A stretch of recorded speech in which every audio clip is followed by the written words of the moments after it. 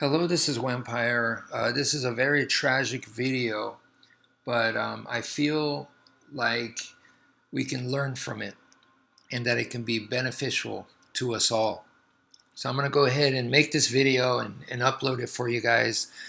This was recommended to me from Sensei Monk Downs, who has been a longtime viewer and frequently leaves comments. So I really appreciate that, sir. Thank you very much. So let's go ahead and get started. This lady, number 13 in her glorious days, she was an ex-basketball star, and unfortunately, things become really bad here. But yeah, let's go ahead and start the video.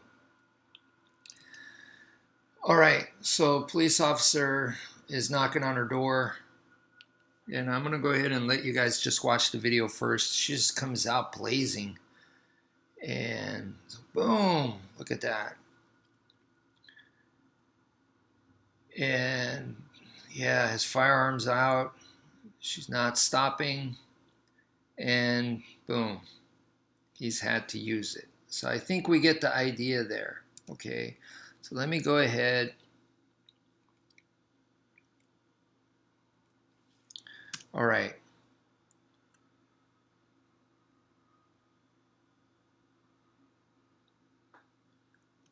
So she opens the door with her right hand.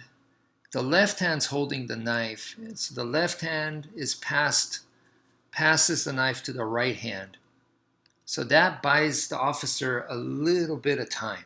Okay, the fact that she had to switch hands, that gives them a little bit of time. Also, as all police officers should know this, is that you should be looking at the hands, not the face. You should always be looking for the hands, okay? And we civilians that want to learn self-defense, we should copy the police officers. Always look at the hands, and you'll know if you're in imminent danger or not. Look at the hands, all right?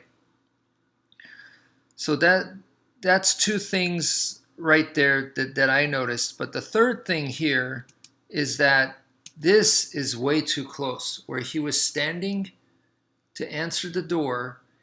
If you're going to answer the door where the hostile is potentially, the suspect is potentially hostile, then you need more space.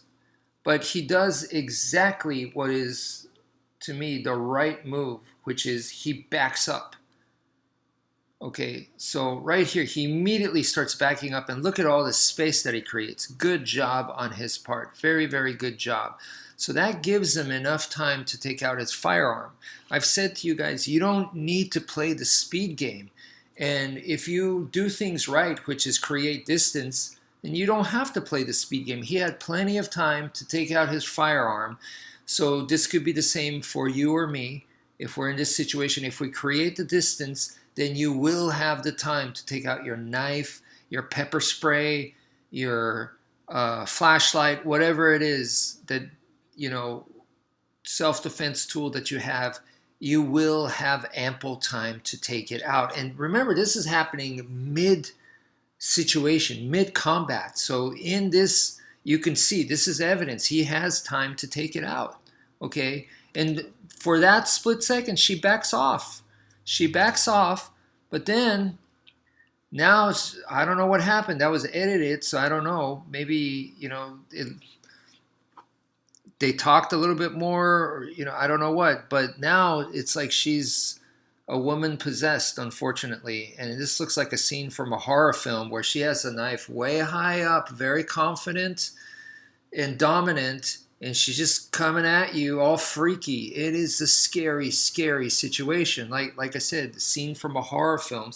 Very unfortunate. I don't know what happened to her psychologically there that made the shift, because she did back up, and now she's walking forwards. Okay, and look, he's saying, please back up, please, right? So he's begging her. He doesn't want to shoot her. But at this point right here, if she comes in any closer, this is where I know from my personal experience that it's going to be an exchange. Medium range is an exchange, okay? So she has a lethal force weapon. I have a lethal force weapon. We're going to exchange lethal force. That is exactly what I don't want. I don't want to be, even if it's not lethal force, I don't want to be in a situation where I'm going to exchange with the opponent. Okay, so at that point, she's made it clear that she is going to be my opponent, and I don't want to exchange. I have to shoot her right now. I don't have a choice. This is where you shoot her. You have to, because any closer, you're just giving her your life. That's what you're doing. So right here, now it just takes her 1 or 2 steps, and boom, that's it. So you can see what happened here is exactly what I said. This is an exchange. Her slash, him pointing the gun at her. This is, we trade. She slashed me, I shoot her. And this is exactly what I didn't want. So right here, she backed up, but now she's moving forward. You want to keep creating space, but he doesn't, okay? Especially here. This is now where he looks like he's locked here. I would back up more, but maybe this is the end of the hallway, or maybe behind him there's people, there's civilians. I don't know what. I don't know what's going on. I'm not here, but for some reason he decided not to move away. He should have been backing up more, but let's say he can't, right? At this point, like I said, this is where I'm sorry, you got to shoot her. He needs to shoot her now. I mean, you cannot even wait. Now. Shoot her now. Distance-wise. It's nothing personal, because anything closer, it's an exchange. I just gave you my life, And then exactly, this is what happened. So he needed a shot her right there. That's very tragic, but that's the situation, okay? And then we see here, there's blood dripping, there's blood on his hands, so he got cut. Okay, he got cut. So unfortunately, it looks like they're trying to resuscitate her. So she got shot dead. Very tragic. And you could see him. He got cut in the head. To me, he's lucky. He was very, very lucky that it got on his head. Because if it was off to the side, he could have died. If it was on his neck or above his collarbone, he could have died. So he got super lucky. He gave her his life basically by waiting that long. He waited super long, and I don't think he just they don't give them this kind of training, that and people may disagree with me and saying, no, you're doing it wrong.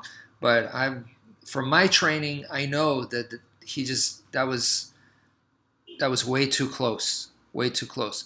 So the other thing is that I want to mention to you guys, okay, so right here, okay, here he backed up, so now she backs up a little bit, but now she decides to come forward. At this point, he needs to back up, okay? Maybe he did. He's now here where he cannot back up anymore. So at this point, she's still not stopping, right? So at this point, like I said, you got to shoot her already. But he doesn't. I get it. Okay, for whatever reason, he doesn't. And if you're ever in this situation, you have to defend against the immediate threat first. So not get your gun out of the way so that you got a clear line to shoot her because the knife is coming at you. So you move out of you let the knife, you're giving the knife a clear shot at you, So once again, this is an exchange. In my opinion, what he needed to do was he needed to block that attack. I call it the force-to-force block with his firearm. Now, I use the defense bag, which is way better because it's bigger, but firearm is still better than nothing, and he should have defended, in my opinion, against that slash. Then, just like by backing up, he had plenty of time to deploy the firearm. You defend against the attack, you're gonna have time. Opportunity will present itself for you to shoot, but you need to defend against that, okay? Because it's the same thing in Brazilian Jiu-Jitsu. If the opponent has you mounted, which is a very bad position, and that's what this is, you're in a very bad position. So if the opponent has you mounted, it's not, let's get out of the mount. Let's do the bridge and roll escape. Let's do the elbow and knee escape. Let's shrimp. No. You have to defend against the immediate threat because punches are going to be coming down. They got you mounted. They're going to drop punches. They're going to rain down punches on you they're going to ground you and pound you. That's what's going to be. That's what's coming. So you need to defend against those punches, not get out of the position and or submit the person. No, you need to defend against the immediate threat. So same thing here. You're in a bad position. You need to defend against the immediate threat, which was that slash. He was very lucky that that slash did not land in a worse spot. And that was very, very lucky in my opinion. So he should have defended against that.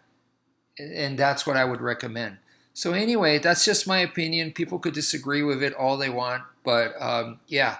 So that's it for now. Thank you for viewing, and take care, folks.